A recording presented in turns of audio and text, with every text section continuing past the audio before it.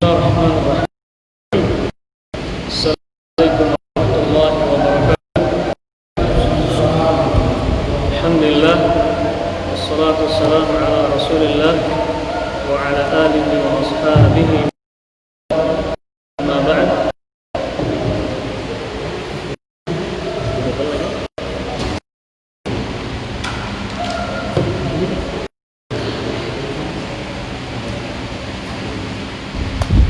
Ikhwan fiddin, wa salatul maghrib dan salatul isya, wakumullah jami'an. Selaku Allah subhanahu wa ta'ala yang kepadanya sia-sianya lah kita kepada Allah subhanahu wa ta'ala yang telah kepada kita salawat, semoga senantiasa tercurahkan kepada Nabi kita Muhammad sallallahu alaihi wasallam beserta keluarganya, serta orang-orang yang biasa menjalankan tuntunan jamaah kaum muslimin rahimahullah. Insyaallah setiap malam seperti ini, malam Jumat, kita akan membaca kitab, nama kitabnya Al-Wajiz. Kitabnya bisa dibeli dan ditemukan di toko-toko buku. Nama bahasa Arabnya Al-Wajiz fi Fiqh Sunnah wal Kitabil Aziz. Dan kitab ini sudah diterjemahkan dalam bahasa Indonesia. Penyusunnya yaitu Syekh Dr. Mesir, dan beliau masih hidup sampai sekarang. Kitab ini bahas masalah ringkasan. Makanya dikatakan Al-Wajiz, artinya ringkasan. Walaupun ringkasan, tetapi setiap bahasanya selalu disertakan dengan dalil dari Al-Quran ataupun Sunnah Nabi Muhammad sallallahu alaihi wasallam. Seperti biasanya, kalau kita bahas masalah kitab fikih, pasti dimulai dari bab taharah sampai nanti di bagian terakhirnya tentang bab al-qada. Al-qada itu hukum, baik itu di pengadilan tinggi ataupun yang tentang hukum. Ini membuktikan bahwasanya begitu sempurnanya agama Islam ini. Nah, mengenai kitab ini, apakah kitab ini bermadhab apa? Kalau kita baca dari awal sampai akhir, ini kita bermadhab Asy-Syafi'i. Sesuai dengan kita di Indonesia ini. Kenapa dikatakan demikian? Karena kitab ini diambil dari hadis yang sahih dan juga firman Allah Subhanahu wa taala. Kemudian penyusunnya mengambil hadis Nabi yang sahih sesuai dengan apa yang dikatakan oleh Imam Asy-Syafi'i rahimahullah taala. Beliau mengatakan dalam perkataan yang sangat masyhur di kalangan para ulama dan juga talibul ilmi, para pencari ilmu. Imam Syafi'i mengatakan, "Idza shahha al-haditsu fa huwa madhhab." Ketika hadisnya sahih, valid, maka itulah madhab. Kata Imam Syafi'i rahimahullah taala. Kenapa? Karena hadis itu banyak macamnya. Ada sahih, ada hasannya, ada dhaifnya, ada mawdu'nya. Sahihnya valid, kemudian hasan baik, kemudian dhaif lemah, yang paling rendah itu maudhu' palsu. Nah, kriteria hadis yang sahih itu ada 5. Ada 5. 5 ini erat kaitannya dengan 2 hal, dengan sanadnya dan matannya. Sanad itu artinya perawinya, mata itu redaksinya, bunyi hadisnya. Matan itu perawinya, artinya perawi yang membaca atau menulis kitab itu, hadis tersebut sampai kepada silsilah Nabi sallallahu alaihi wasallam. Contoh misalnya Imam Ahmad menulis kitab dalam sunatnya. Nah, beliau menukil perawinya sampai dengan Nabi kita Muhammad sallallahu alaihi wasallam. Nah, perawi atau silsilah rawi yang paling bagus, ulama mengenalnya dengan silsilah emas. Silsilah emas itu dari Imam Ahmad, kemudian dari gurunya yaitu Imam Malik rahimahullah ta'ala, kemudian sebelumnya Imam Ahmad, kemudian dari Imam Syafi'i, dari gurunya Imam Malik, dari gurunya dari Nafi'. Nafi' ini adalah budaknya Ibnu Umar radhiyallahu anhu. Umar langsung dari Rasulullah sallallahu alaihi wasallam. Inilah silsilah dari antara yang inilah yang ada. Kenapa? Karena semuanya ulama. Nah, Imam Ahmad di antara muridnya Imam Al-Bukhari rahimahullah ta'ala. Al-Bukhari pernah berguru kepada Imam Ahmad rahimahullah ta'ala. Ahmad pernah berguru dari Imam Syafi'i, Malik. Malik pernah berguru dari gurunya itu Nafi'. Nafi' ini di antara ulama at-tabi'in. Nafi' ini langsung menimba ilmu dari tuannya, yaitu Ibnu Umar radhiyallahu anhu, sahabat yang muda belia pada saat itu. Kemudian beliau semangat mendampingi Nabi sallallahu alaihi wasallam, dan Ibnu Umar adalah di antara sahabat yang juga banyak meriwayatkan Nabi hadis Nabi sallallahu alaihi wasallam setelah Abu Hurairah radhiyallahu anhu. Nah, kitab yang kita baca ini namanya Al-Waziz, artinya ringkasan-ringkasan dari bab fikih. Kenapa diringkas? Karena kalau kita bahas masalah fikih, kemudian kita terjun ke dalam ikhtilafnya para ulama, itu kita akan pusing sendiri. Satu masalah saja, takbir misalnya, sholat saja, dari takbir saat niat, bahkan niat, itu sudah ulama beda pendapat. Dari niat sampai salam, itu semua ulama beda pendapat. Nah, sikap kita sekarang ini bukan mencari pembenaran, tetapi mencari kebenaran dari pendapat yang ada. Nah, kebenaran itu ada di mana? Ada di firman Allah Subhanahu wa taala, ada di hadis Nabi sallallahu alaihi wasallam yang sahih. Makanya di kitab ini kita akan membaca bab per bab, kitab per kitab yang dikuatkan dengan firman Allah dan juga hadis Nabi sallallahu alaihi wasallam yang valid. Nah, valid tadi hadis yang sahih itu valid namanya. Bahasa kitanya valid ya, atau sahih. Maksudnya kan sahih hadisnya. Sahih itu 5 kriteria. Yang pertama, perawinya harus adil. Perawinya. Kemudian harus terpercaya. Kemudian perawinya ini harus berkesinambungan dari gurunya. Artinya dia langsung mendengar dari gurunya langsung sampai ke Nabi sallallahu alaihi wasallam. Kemudian yang kedua, yang erat kaitannya dengan matanya, yaitu redaksinya. Apa itu? Itu lafadznya itu tidak ada kejanggalan redaksi hadisnya. Kenapa? Karena kalau orang yang terbiasa dengan hadis Nabi sallallahu alaihi wasallam akan sangat mengenal bagaimana sabda Nabi sallallahu alaihi wasallam. Kejanggalan, ketahuan ini bukan hadis Nabi sallallahu alaihi wasallam.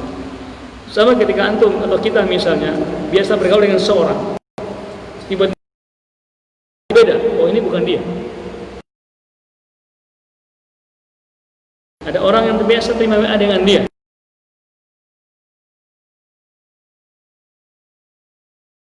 Nah, sama juga para ulama ini ketika seringnya menghafal hadis Nabi sallallahu alaihi wasallam, nah ketika ada lafaz atau redaksi yang berbeda, ini bukan hadis Nabi sallallahu alaihi wasallam. Di antaranya misalnya, punya hadis yang palsu. Utlubul ilma walau bisin. Carilah ilmu walaupun sampai ke negeri Cina. Enggak perlu kita lihat perawinya siapa, cukup dengan lafadznya saja. Redaksinya itu bukan hadis Nabi sallallahu alaihi wasallam. Itu bukan hadis Nabi sallallahu alaihi wasallam. Saya ngerti ya? Kenapa? Bayangkan pada saat itu para sahabat menerima wahyu dari Nabi sallallahu alaihi wasallam. Dan itulah ilmu yang paling benar. Kemudian ngapain ke negeri Cina pada saat itu? Dan juga belum ada kabar berita, belum ada alat komunikasi yang bisa menjelaskan bahwa di sana banyak ilmu di Cina. Jadi kita bisa memahami. Nah, kalau kelima syarat ini ada pada hadis tersebut, yang tadi masalah lafaz ya, ada kejanggalan, Yang kelima, yang terakhirnya, yaitu hadis tersebut tidak menyelesaikan hadis yang lain yang lebih kuat daripada dia. Misalnya ada dua hadis sama-sama benar, tetapi ternyata hadis ini menyelesaikan hadis yang lebih kuat daripada dia, maka hadis ini dikatakan lemah. Jadi harus kuat juga. Nah, kalau kelima-lima ini sudah ada, maka itulah yang dikatakan hadis yang valid, sahih. Kalau kurang, ada kelemahan dari kelima ini, itulah yang namanya hadis hasan. Hadis hasan. Tetap ada lima-limanya, cuman lemah. Rawinya lemah, lafadznya ada ketanggalan sedikit, atau mungkin tidak, pertemuannya dengan syekhnya itu agak sedikit, sehingga dikatakan lemah hadisnya. Tapi bukan lemah, hasan. Kalau berkurang dari 5 itu, kurang 2 atau 1, maka dikatakan dhaif, lemah hadisnya. Nah, kalau nggak ada sama sekali, itulah yang dikatakan palsu atau maudhu. Kita cari di buku hadis tidak ada.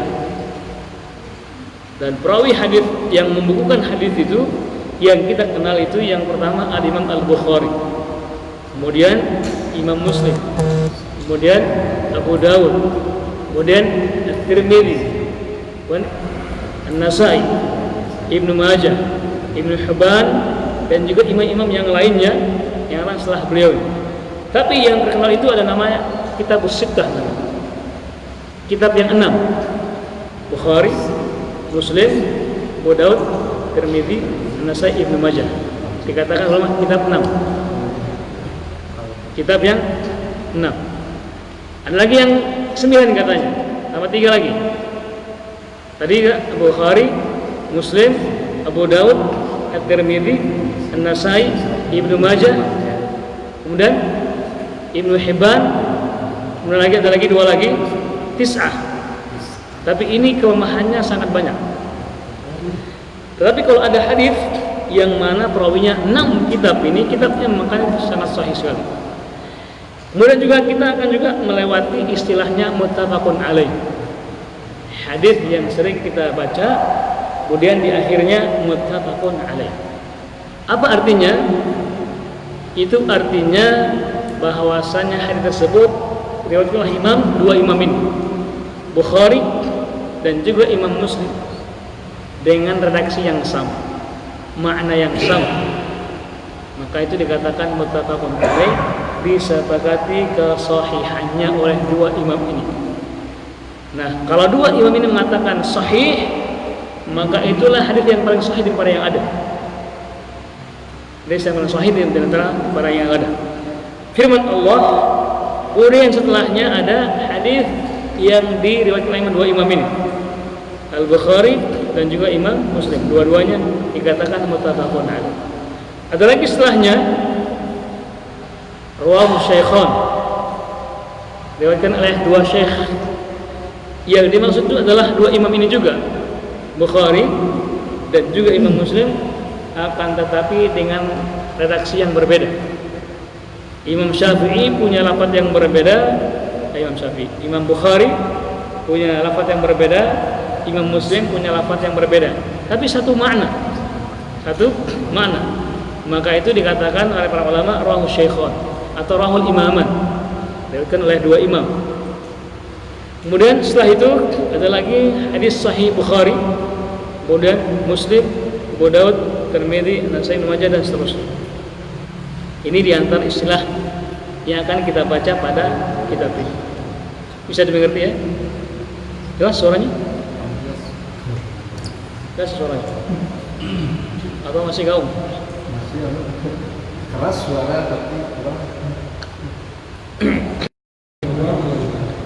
Mungkin karena nyampul dengan suara luar. Coba dimatangkan suara luarnya.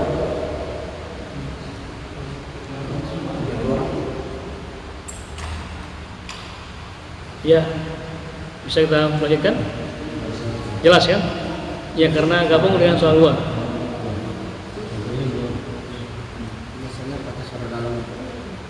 Ya, sekarang kita mulai dari kitab yang pertama dari buku ini, namanya Kitab At-Tahar. kitab At-Taharah. Taharah ini adalah merupakan ciri khas sebagai seorang muslim yang beriman kepada Allah Subhanahu wa taala. Taharah artinya bersuci. Dan sering kita temukan di tembok-tembok sekolah mengatakan apa? Kebersihan sebagian dari iman. Yang bahasa Arabnya an-nadhafatu minal iman. Kebersihan. Hadisnya lemah.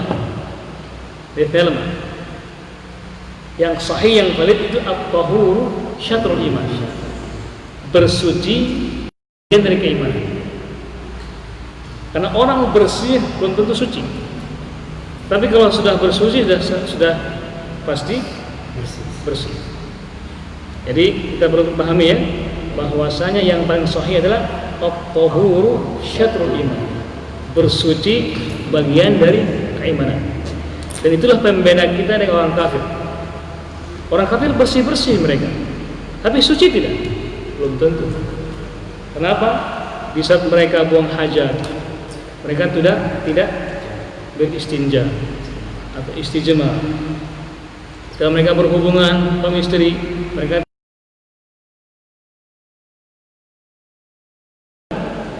bersih-bersih. Suci tidak? Belum tentu. Makanya fondasi atau hal yang paling pertama di saat kita membuka buku fikih itu tetap diawali dengan at-taharah, bersuci. Makanya taharah itu secara bahasa artinya an-nadhafatu wan-nazahatu minal ahdath. Yang dimaksud dengan taharah itu adalah membersihkan diri dan bersuci dari semua hadath. Tahu hadath ya? Nanti kita jelaskan apa itu hadath. Baik itu yang kecil, sedang atau besar. Makanya seorang muslim itu selalu bersih. Dan itulah yang membuat non-muslim cinta kepada Islam. Cinta kepada Islam. Diceritakan di sana ada seorang pemain bola di Inggris. Di sebuah klub yang ada di Inggris itu. Saya nggak perlu sebutkan namanya, nanti kira promosi. Jadi di sana itu ada tukang cuci yang tukang mencuci baju yang dipakai oleh pemain itu. Nah di sana ternyata ada pakaian yang nggak bau, aromanya nggak bau, yang lainnya bau pesing. Baju ini atau baju orang ini nggak pernah bau. Dia pun bertanya, kenapa kok bajumu tidak bau seperti yang lainnya? Apa kata dia? Jawabannya simple. We are Muslim, karena saya Muslim.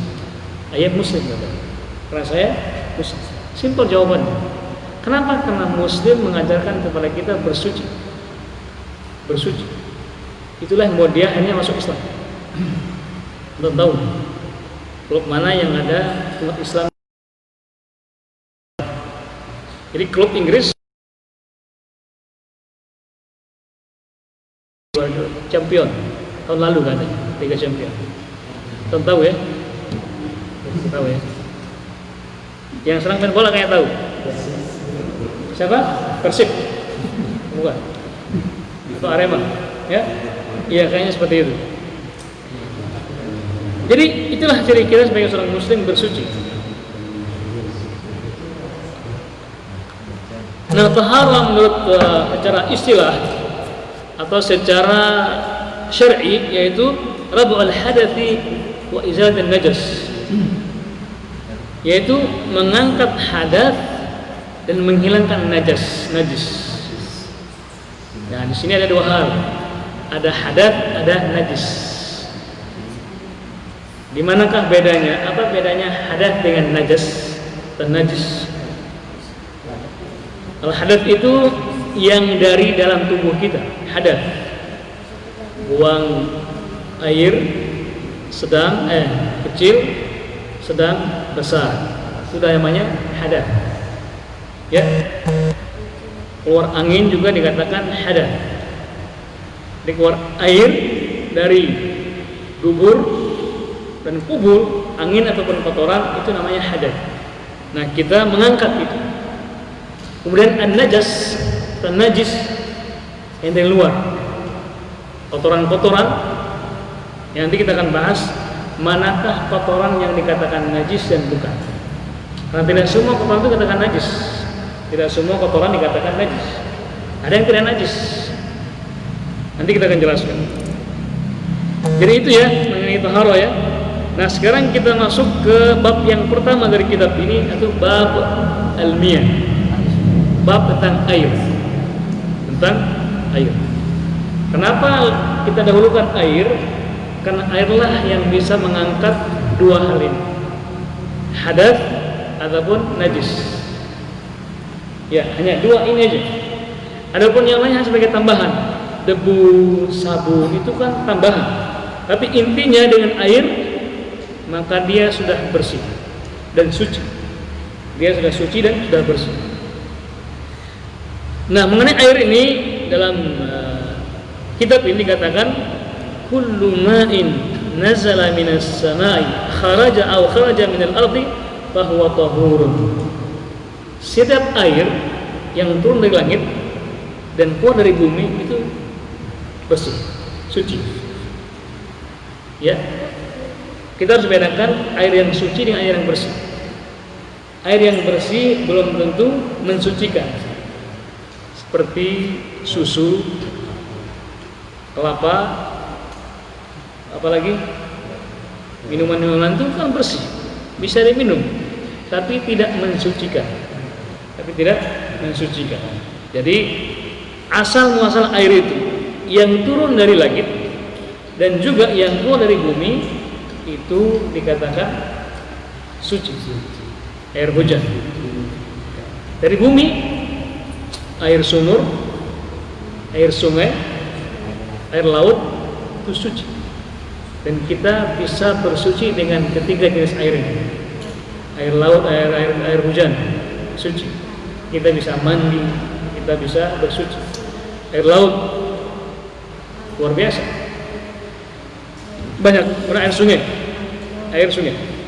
Kenapa? Di dalam Al-Qur'an Allah berfirman di surat Al-Furqan ayat 48. Allah berfirman, "Wa anzalna minas sama'i ma'an tahur." Sesungguhnya kami menurunkan dari langit air yang mensucikan. Air yang mensucikan.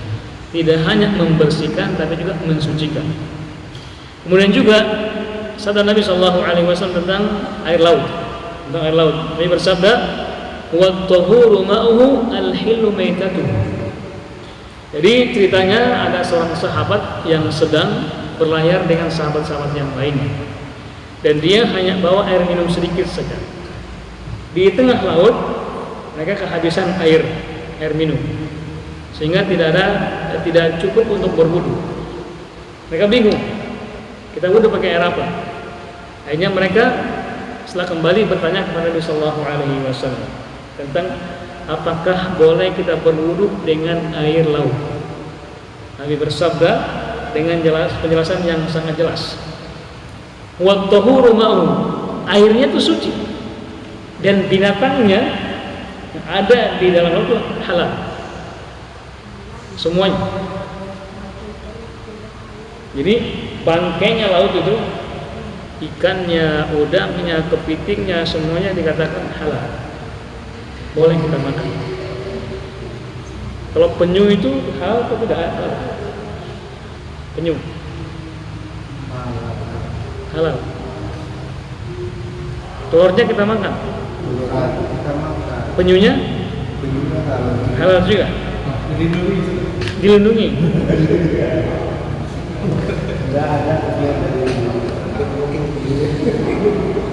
Terlepas dari lindungi tidak, tapi halal tidak. Nah, nanti kita akan bahas, ada penjelasan. Wah.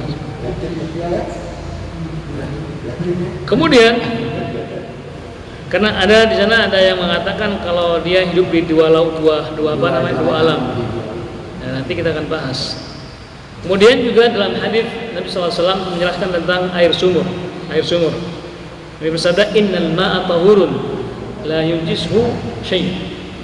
Sungguhnya air sumur itu tetap bersuci, tetap bersih, dan tidak ada yang bisa menajiskan air sumur itu. Ya, air sumur itu tetap bersih, tetap suci, dan tidak ada yang bisa menajiskan. Nah, dahulu di Madinah ada sumur, yang mana sumur itu orang-orang sering membuang sampah di situ, sehingga orang ini ingin memanfaatkan air itu, datang Nabi Sallallahu Alaihi Wasallam. Nabi menjawab ini, innal ma'a tahur, sesungguhnya air sumur itu tahur dan tidak ada yang bisa menajiskan. Wallahu ta'ala. Jadi air itu secara umum, selama dia bentuk aslinya, wujud aslinya tidak berubah, maka dia tetap suci, kecuali berubah 3 hal. Apa itu? Warnanya, aromanya, dan rasanya. Kalau rasa aslinya asin air laut misalnya, boleh tidak? Boleh. Air payau rasanya apa? Payau ya, tetap suci. Air sumur tawar. Nah, yang ketukar itu yang berbeda. Kalau air sumur misalnya tiba-tiba manis, nah itu yang tidak boleh. Atau warnanya berbeda, nah itu yang sudah tidak boleh mensucikan. Atau aromanya, walaupun warnanya tidak berubah, kemudian warnanya tidak berubah, tapi aromanya, rasanya tidak berubah, tapi aromanya berubah, maka itu tidak lagi dikatakan suci. 3 ya. Nah, 3 dia tidak berubah rasanya, aromanya, warnanya, dan tidak berubah dari bentuk aslinya, maka itu dikatakan suci. Ini penting, ini penting. Kemudian berikutnya,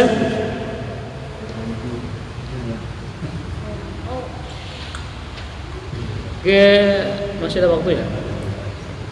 Bab yang berikutnya masalah najis. Najis. Apakah yang dikatakan najis itu? Kapankah itu dikatakan najis? Atau kita buka diskusi saja? Ya, biar kita simpan di tahun berikutnya. Ya, sebelum kita lanjutkan, mungkin ada yang perlu disampaikan. Ini berarti kita sudah membahas masalah tentang air ini. Ringkas, padat dengan hadisnya. Mudah-mudahan kita pahami bahwasanya air itu hukum asalnya suci selama tidak berubah 3 hal tadi. Wallahu ta'ala. Insyaallah berikutnya kita akan bahas tentang najis. Manakah yang dikatakan najis dan manakah yang dikatakan bukan. Wallahu ta'ala. Ya, seperti biasa, silakan kita diskusi. Mungkin ada yang perlu ditambahkan atau dikoreksi, kita persilakan.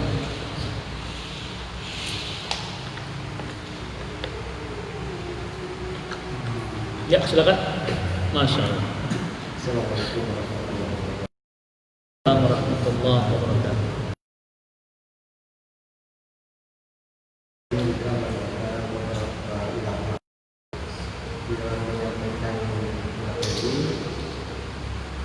Sehubungan dengan ulama yang sering mengucapkan hadis dengan kondisi yang ada. Kemudian ada juga para ulama yang tidak mau menggunakan istilah yang cocok-cocokkan itu. Nah, terus saya berpikir mana sih yang benar? Ya. Sementara setiap persoalan yang ada, sementara itu riwayat dari Rasulullah 100 tahun yang lalu sudah dikatakan itu. Nah, ketika terjadi saat ini, ya otomatis kita mencocok Cocokologi. Nah, kira-kira bagaimana dengan sistem seperti itu? Ini firman Allah Subhanahu wa taala.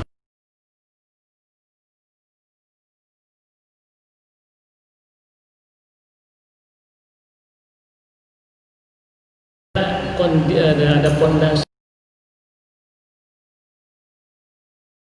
firman Allah Subhanahu wa taala.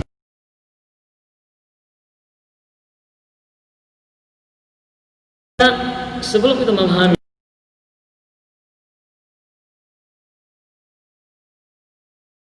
sebab apa? Ada 4 tahap tafsir dengan Al-Quran Karim. Karena bisa jadi di ayat itu tidak dijelaskan maksudnya, tapi ada di ayat yang lainnya Allah jelaskan maksudnya. Sebab kalau kita hanya patokan dengan satu ayat dan tidak menggunakan ayat yang lainnya, disitulah letak kesalahpahaman. Contoh misalnya imamah, ya tidak? Nah di ayat yang Allah berfirman, "Yauma nad'u kulla unasin bi imamihim." Pada hari di mana kami akan membangkitkan semua orang dengan imamnya, dengan imam.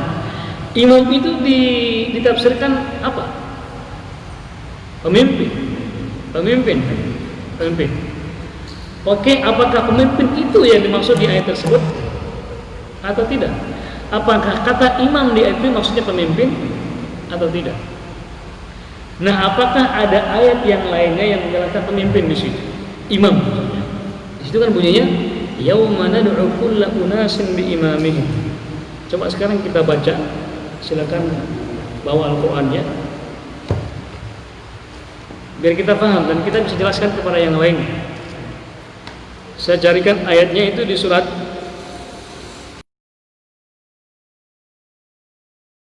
apa ayatnya?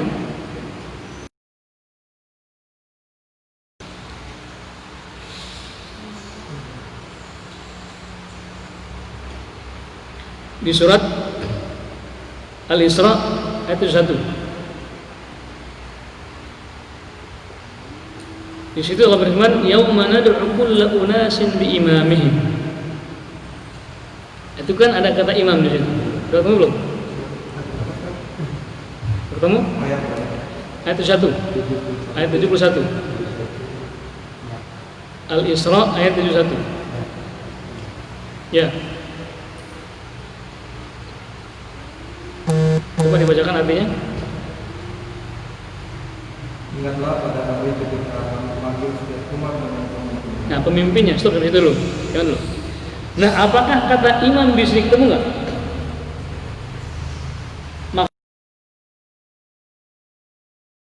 Nah, kalau pemimpin yang bagaimana?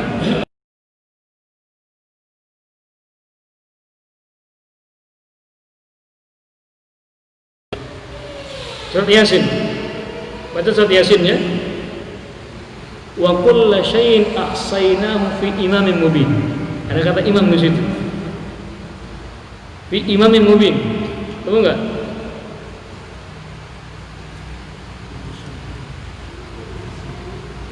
Surat Yasin di ayat-ayat yang pertama di ayat 12. Inna nahnu nuhyil mauta wa naktubu ma qaddamu wa atharahum wa kullu syai'in ahsaynahu fi imamin mubin. Di ayat Isra tadi 1 dikatakan imam, di sini juga ada kata-kata imam. Apa kata imam di situ artinya?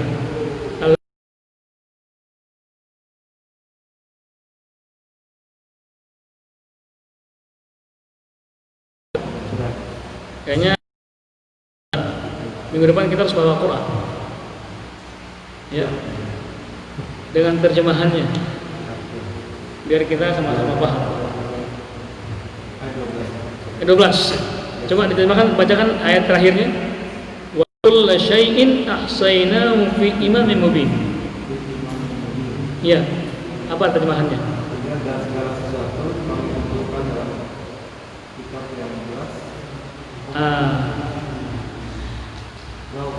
Ya, berarti imam di ayat Al-Isra itu bukan pemimpin maksud terjemahannya, tafsirannya, tapi kitab. Kenapa? Ditafsirkan dalam surat Yasin tadi, wa kullu syai'in ahsaynahu fi imamin mubin. Dan segala sesuatu kami kumpulkan, hitung dalam. Nah, tafsiran imam di surat Al-Isra artinya kitab amal masing-masing. Makanya terjemahannya Pak, wa kulla syai'in ahsayna, di ayat itu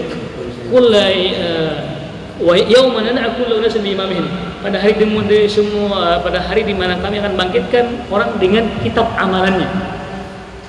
Kitab amalannya. Makanya kalau antum baca seterusnya ayat Al-Isra tadi, ayat 71 tadi, antum seterusnya apa?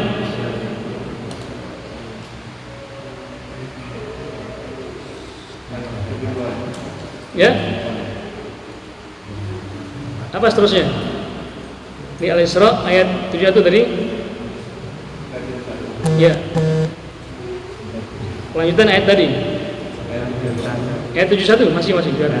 Dan barang siapa ya yang diberikan kitab amalannya. Jadi ada keterusannya, jangan dipenggal. Yauma nad'u kulla unasin bi imamihim, pada hari itu di mana semua manusia dibangkitkan dengan kitab amalnya. Makanya setelahnya, barang siapa yang diberikan kitab dengan tangan kanannya, di tangan kanannya, maka itulah orang-orang membaca dengan kitabnya. Walai teman fatila, dan mereka tidak dizalimi sedikit pun. Bisa ngerti ya? Nah, orang-orang yang menemukan khilafah ini hanya sepenggal saja, sepenggal membacanya. Ya, nyasa, asa. Padahal kata imam dalam Quran itu ada dua, yang maksudnya itu adalah kitab amalan mereka. Jadi yang maksud di ayat tersebut bahwasanya semua manusia akan dibangkitkan dengan kitab amal mereka. Bisa ngerti ya? Alhamdulillah. Bisa ngerti ya? Temu. Jadi insya Allah harus bawa Quran masing-masing. Jangan sampai kita ngaji nggak bawa Quran. Umat Kristen ke gereja masing-masing bawa kitabnya. Kita ke masjid nggak bawa kitab. Bawa HP. Bawa HP mah. Insya Allah kalau nggak punya ya bisa beli, paling nggak nyampe 100.000. Daripada dipajang situ nggak pernah dipajang, mending kita pajang. Sekarang kita dalami. Jadi biar kita nggak paham, nggak salah paham. Bisa ngerti ya? Jadi Al-Quran menafsirkan Al-Quran yang lainnya. Tahap sudah masuk atau belum? Kita azan dulu ya. Azan dulu. Jam lagi. Oh ya. Ya, berarti tahapan yang kedua. Kalau ternyata tidak ada penafsirannya di Al-Quran dengan Al-Quran, ada tahapan yang kedua, yaitu menafsir Al-Quran dengan sabda Nabi SAW. Jadi tahapan yang kedua apa? Menafsirkan Al-Quran dengan sabda Nabi SAW. Contoh misalnya masalah sholat. Dalam Al-Quran hanya perintah saja, aqimus sholawatuz zakah. Nggak ada penafsirannya, nggak ada penjelasan. Di mana penjelasannya? Hadis Nabi SAW. Tata caranya, waktunya, tempatnya, segala macamnya, Nabi yang menjelaskan. Makanya sangat salah ketika ada faham yang mengatakan cukup dari Al-Quran saja, nggak perlu hadis. Itu salah. Makanya ditangkap oleh polisi kemarin, yang punya Rafasas itu kan. Karena dia mengatakan hanya perlu hadis. Kan kalau dia hanya mengatakan nggak perlu hadis, dia juga telah melanggar firman Allah Subhanahu wa taala. Dalam Al-Quran juga Allah berfirman tentang harusnya kita memegang sabda Nabi sallallahu alaihi wasallam. Allah bersabda, ya. Allah berfirman, "Wa ma atakumur rasul fakhudhuh wa ma nahakum anhu fantahu." Segala apa yang ada pada diri Nabi maka ambil, dan segala apa yang Nabi larang maka tinggalkan. Itu hadis Nabi SAW. Jadi kalau ada mengatakan nggak perlu hadis, dia juga tidak mengamalkan firman Allah Subhanahu wa taala. Yang kedua, yang ketiga, nggak ada juga di hadis Nabi tafsirannya, maka ada di perkataan para sahabat. Ada di perkataan para sahabat. Kenapa? Karena ketika ayat turun, sahabat hadir dan menyaksikan. Makanya di sana ada namanya asbabun nuzul. Sebab turunnya ayat tersebut. Ada asbabun nuzul. Ada sebab-sebabnya. Dan sahabat tahu. Enggak ada juga, maka kita tafsirkan dengan bahasa Arab. Jangan kita tafsirkan dengan bahasa Indonesia. Kita cari apa bahasa Arabnya itu. Kalau tidak, disitulah kita akan kepleset. terlebih lagi dalam sifat-sifat Allah Subhanahu wa taala. Contoh misalnya dalam sifat Allah itu Allah berfirman fa'ansahum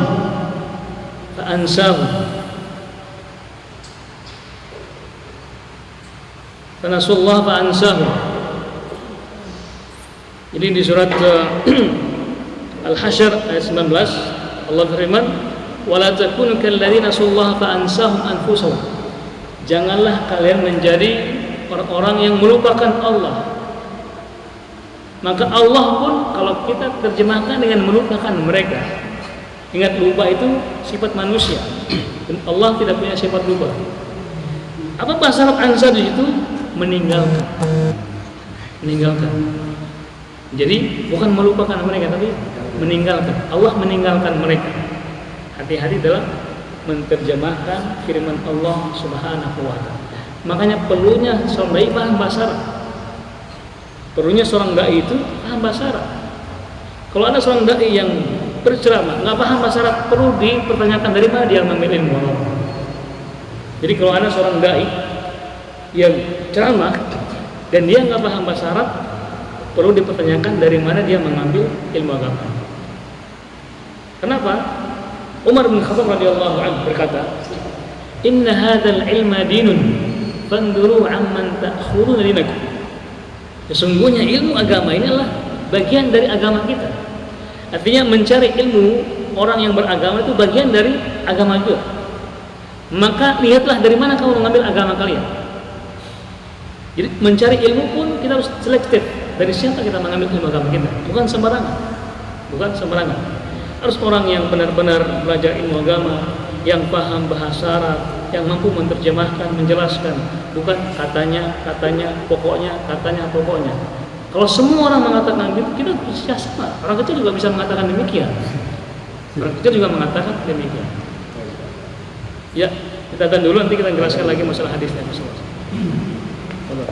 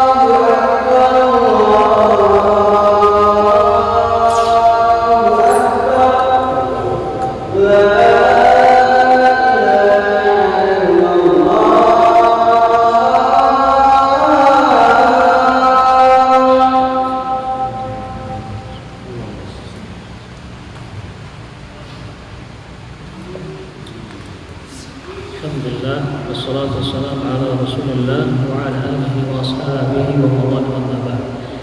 Yang kedua tadi mengenai hadis Nabi sallallahu alaihi wasallam.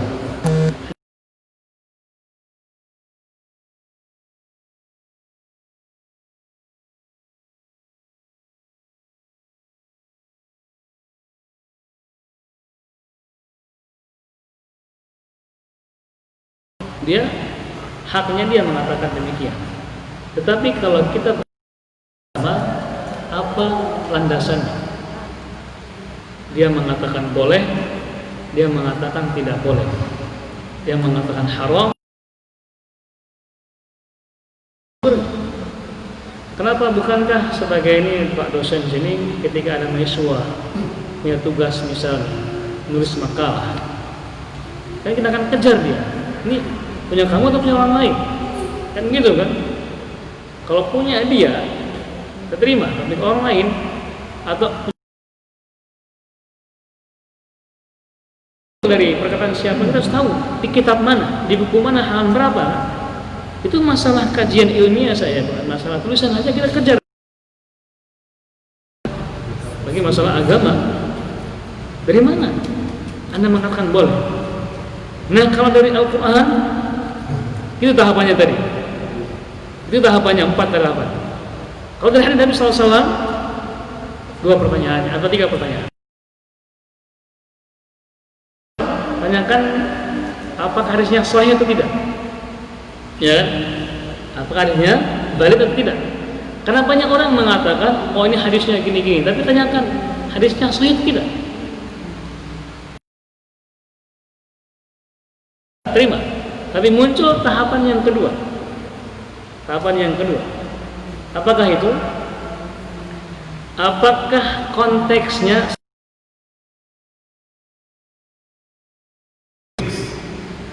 apakah teks hadis sama dengan konteksnya?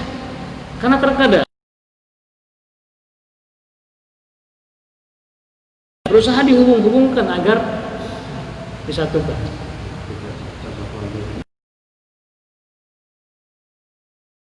Nah, mengenai konteks ini, itu ada asbabul wurudnya, ada sebab turunnya hadis tersebut. Walaupun kejadian berbeda, tapi satu sebabnya sama. Sama dengan hadis tadi itu. Hadis tadi itu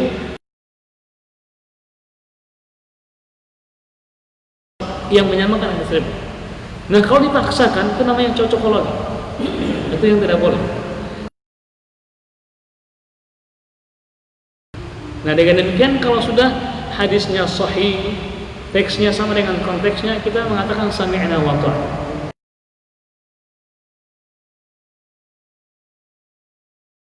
Makanya muncullah banyak aliran-aliran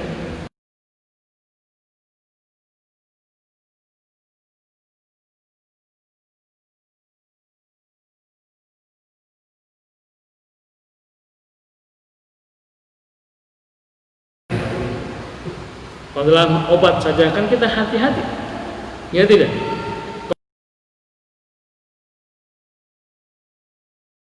Operasi tanya kepada dokter. Dokter itu kita nggak sembarangan, pasti dokter yang spesialis.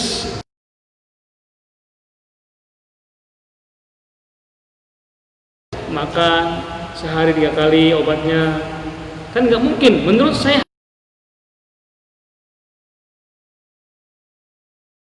kan dosis oleh dokter kali sehari semalam kita harus minum. Kita mengatakan menurut saya harus 5 kali biar cepat. Hal itu kita tidak mau. Lagi dalam hal agama kita mengatakan menurut saya harus seperti ini. Ya, saya ngerti ya. Kalau dalam hal dunia saja kita tidak berani. Menurut saya harus begini. Nah, kalau kita merujuk agama dengan akal kita misalnya,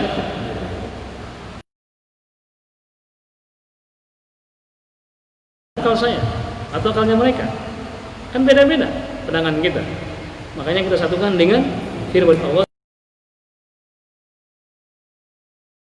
di antara peperangan akal itu, usul fikri yang dilancarkan oleh musuh Islam itu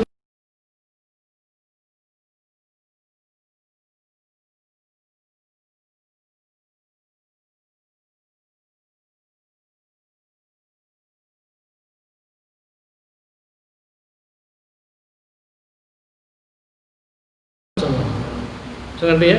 Jadi kita harus mengedepankan firman Allah, kemudian hadis Nabi SAW, dan memahaminya pun seperti tadi. Bukan seperti apa yang ada di otak kita. Menurut saya begini, menurut saya begini, tidak. Harus kita kembalikan kepada pemahaman yang tadi kita jelaskan tadi. Cukup ya? Ada lagi yang lain? Masya Allah. Ada dua. Baik. Assalamualaikum warahmatullahi wabarakatuh. Saya bertanya terkait tentang air. Tadi dikatakan air itu tidak bisa mensucikan apabila terjadi 3 hal, baunya, rasanya, dan warnanya. Nah, bagaimana dengan air, misalnya kayak air sungai gitu ya, dari air sungai itu terkena najis dan sebagainya. Jadi warna.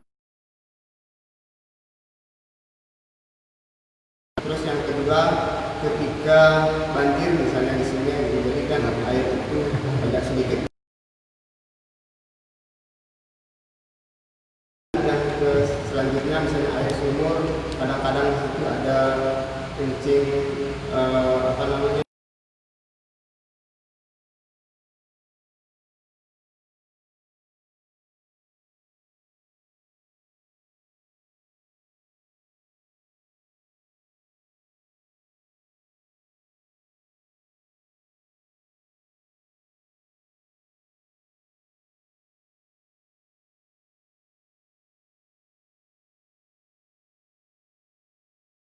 Tidak suci, belum bersih. Tadi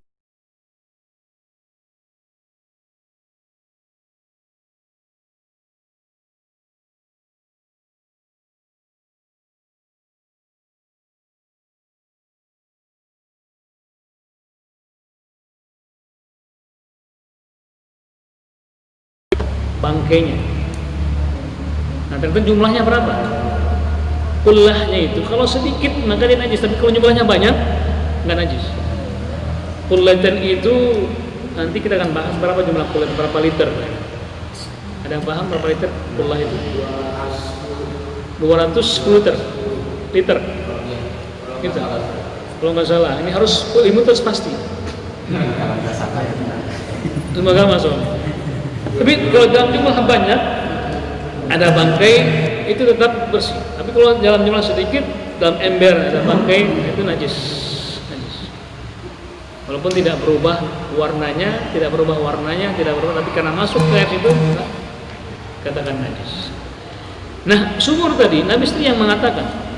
Saya bacakan hadisnya. Dahulu di di Madinah itu ada seorang datang Nabi SAW bertanya bahwasanya ada bi'run yulqa fiha al-hiyadu wa luhumul kilab wa tina wa nita. Jadi di Madinah tersebut ada sumur yang mana orang sering buang di situ. Bangkai dibuang di situ, kemudian juga bahkan kain yang dijadikan sebagai pembalut perempuan. Dahulu pakai kain, sekarang kan nggak pakai kain. Dibuang di situ. Kemudian juga bahkan juga daging anjing dibuang di situ. Tapi air itu dia bisa menetralkan air sumur. Nabi mengatakan al-ma'u tahurun la yunjishu syai'. Air sumur tetap dikatakan bersih. Dan tidak ada yang bisa menajiskan selama dia diambil terus. Kalau tidak pernah diambil itulah yang najis. Ini air sumur selama diambil tetap dikatakan najis. Tetapi kalau dibiarkan nggak pernah diambil, lama-lama kan bau. Nah itu yang najis. Cukup ya. Terakhir. Assalamualaikum warahmatullahi wabarakatuh. Saya bertanya terkait dengan air. Saya ada air yang air suci yang dipakai untuk mencucikan, ada air suci yang tidak bisa mensucikan. Ya. Nah ini kan kalau kemarau ini kan kita terkendala banyak air. Nah misalnya di saat kondisi itu tidak ada air, kemudian ada air di ember yang memang sudah kita pakai mandi, itu bisa boleh tidak dipakai untuk bersuci itu dulu bisa. Karena air sabun lama masuk. Air namanya air musta'mal. Ya, air musta'mal. Air musta'mal itu air yang sudah dipakai. Ya kan? Kalau kita memakainya dengan gayung, itu nggak nggak najis. Tapi kalau kita pakai tangan kita misalnya, itu yang musta'mal. Nanti di sini ada perbedaan. Apakah musta'mal itu bisa dikatakan boleh digunakan untuk wudu atau tidak? Ada beda pendapat di situ. Tergantung jumlahnya tadi. Kalau jumlah banyak nggak najis. Tapi kalau sedikit dikatakan tidak boleh dikatakan bersuci. Tapi khilaf di antara para ulama. Wallahu taala. Cukup ya? Tidak ada batasnya Masuk. supaya agar paham dengan Saya masalah pendidikan. apa? Penyu. Kalau bahasa saja. Karena yang kelewat berkaitan. Oh iya, penyu itu kalau kita tanyakan kepada pakar, dia hidupnya di laut atau di darat? Ya? Kebanyakan di laut. Nah, kalau kebanyakan di laut maka dia halal. Cuman dia pergi ke darat untuk bertelur. Dia ke darat hanya bertelur saja, itu kan lagi. Nah, kalau kebanyakan hidupnya di laut maka dia halal. Tapi kan dilindungi, halal dia. Boleh dimakan. Cukup ya? Ya, kita akhiri dengan doa majelis. Subhanakallahumma wa bihamdika. Assalamualaikum warahmatullahi wabarakatuh.